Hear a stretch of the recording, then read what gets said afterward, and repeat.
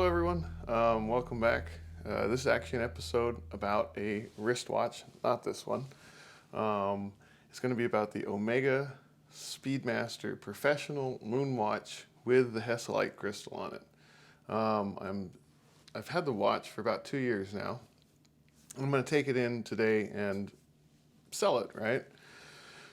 The watch, my relationship with the watch didn't quite work out as well as many people's has, but there's very specific reasons as to why it didn't work out very well for me. And in this video today, I'm going to go ahead and review it-ish and explain to you all why I'm selling it.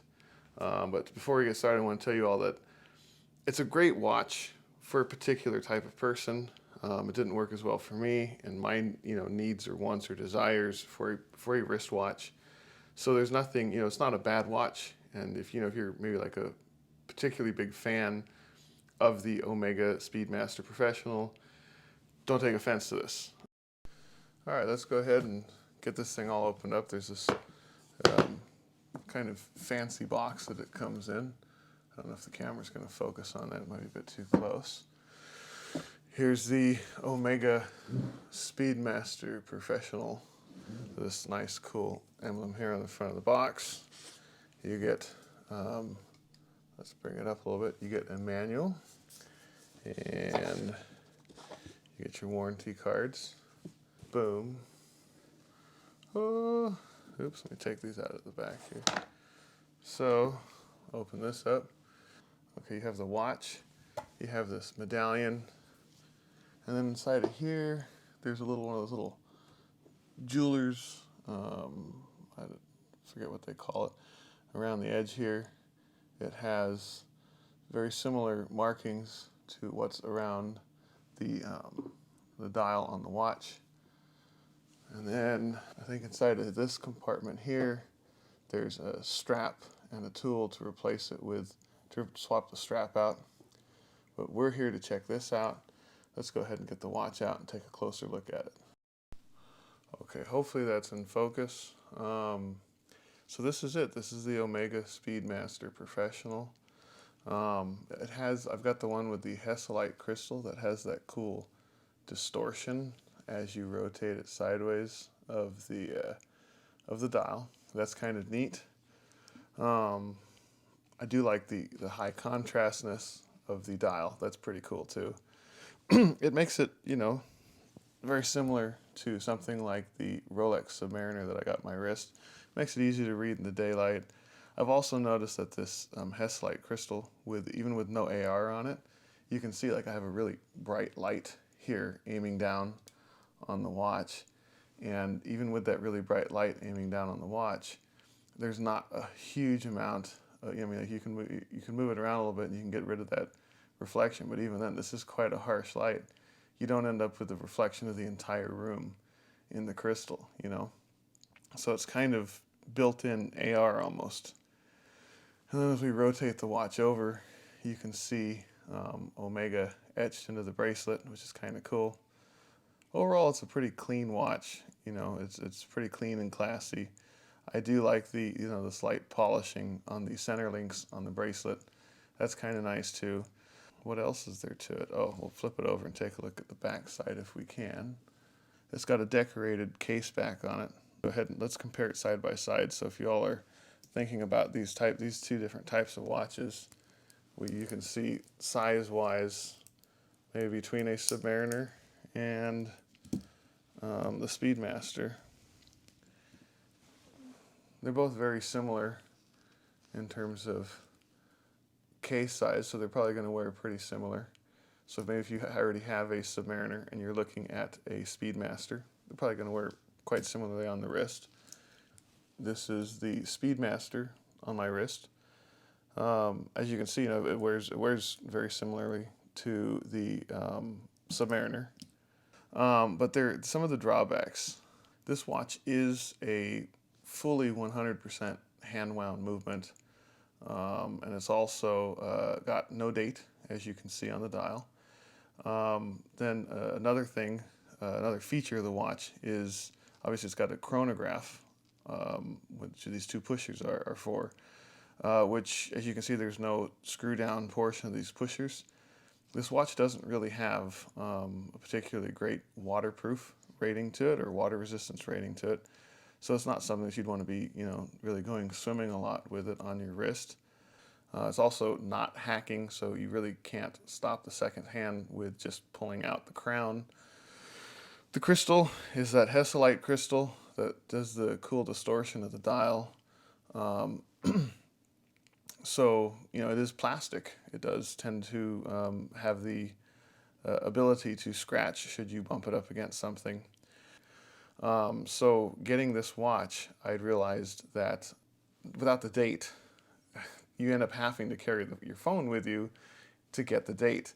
And some people might not see that as a particularly big issue if you carry your phone on you all the time. I don't, why wear a watch if you're going to be pulling out your phone? So that was kind of a bit of a downside of the watch. Having to hand wind it every day again was a bit of a downside to the watch. I have, as you can see here, pretty big hands and fat fingers. So getting here in between this, the edge of the tachymeter scale and to the crown was a bit difficult. I found myself actually grabbing it here from the back and winding it from the bottom, which meant if you forgot to wind it, right, for the day and you get to work or whatever, you end up having to take this off of your wrist, which is always a dangerous thing for the watch because what if you drop it while you're winding it? It's always better to wind it like over carpet or, over a tabletop or something. But if you forgot to wind your watch, well, now you got to take it off because winding it like this on your wrist isn't the most practical way to do it. Rolling it from the bottom seems to work the best. So not having the date got to be a bit of a bummer. Having to hand wind it pretty much every day. I mean, I think it says it's a 2-day power reserve, but it's recommended that you just wind it every day and get it out of the way. That way you don't run out. If you forget one day, you've got the rest of that day to go. So no date was kind of a bummer. Hand winding it every day was kind of a bit of a bummer. And then obviously the accuracy of it, right? Going from something like my G-Shock, where it's super accurate because it's, it runs off of the radio wave time signal, to something like this, where it's not the most accurate and you really can't even make up for it by stopping the seconds hand. That was a bit of a bummer. And then the crystal on it. Although, yeah, you can, there's ways to polish it, and I guess it's not particularly expensive. Should you bang it up too bad, you can go ahead and have the crystal replaced on it. But it's one of those things that with the work that I do and the type of stuff that I do, let me show you my Submariner bracelet here. I'm not entirely sure if you can see it, but take a look at those scratches in the Submariner bracelet. I don't know if you can see all those. Hopefully everything's in focus.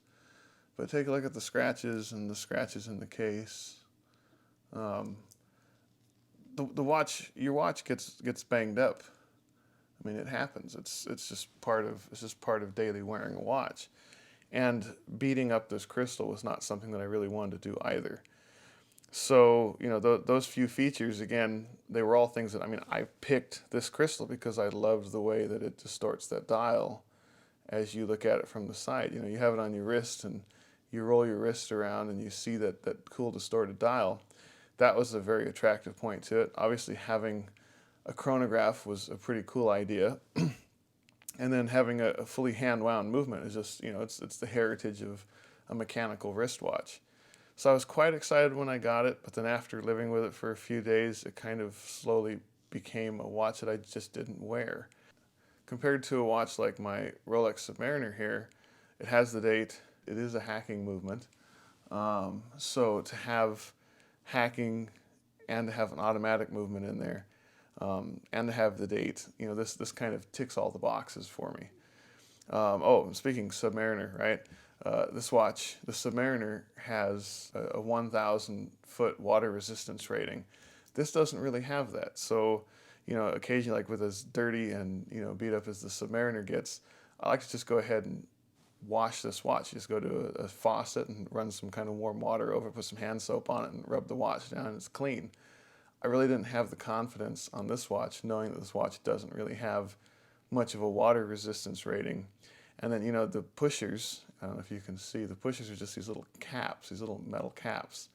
And I was kind of always worried that, you get water behind the metal caps, and, it could over time be a problem for the watch. So I figure it's just best not to wear it. This is more suited for everyday wear, or even my G-Shock is more suited for everyday wear. There are also a couple things that, are a little bit nicer with the Rolex that you'll get the opportunity to see here. So this bracelet here, you can see, maybe, there's these little pins. There's only 2 micro adjustments here to the bracelet. And you have to have a tool with you to make the micro adjustments on the bracelet. The Rolex, if you want to make an adjustment on the bracelet, you simply open it up, right? Here's the bracelet. You pull that out, and you can slide it out, and you can move it and make all the adjustments that you want. You can make, what's that, like 3/4 of an inch of an adjustment to the bracelet to make it fit how you want throughout the course of your day.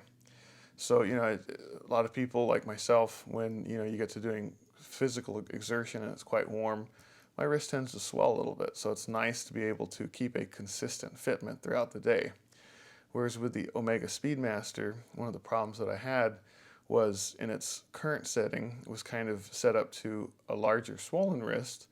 And then when I'd, sit down, cool down, relax a little bit, it became very loose and would like rotate itself around on my wrist. So this one was not quite as comfortable to wear every day because of a feature that, the Rolex has on it, but the Speedmaster does not. I think that the bracelet and all this, basically everything that I just mentioned here, makes the Speedmaster something that, you really have to consider. You really have to be ready to want one of these. But if you are, obviously I was interested in the 2 of them. If you are interested in the 2 of them, I think that this one right here would probably be something that somebody might turn to daily versus the Speedmaster if you need those things. All right, so in conclusion here, this watch, I think, ticks all the boxes that Omega advertises it to tick, but that doesn't necessarily meet all of my needs, I guess is the best way of putting it. It's a beautiful watch. It's very aesthetically pleasing, but that's about where it ends for me. It's not necessarily something that I appreciate wearing on the daily, and therefore it doesn't really make any sense for me just to more or less like hoard the watch, I've got other watches that I have my eye on, and just keeping it and leaving it sitting around doesn't really do anything for me.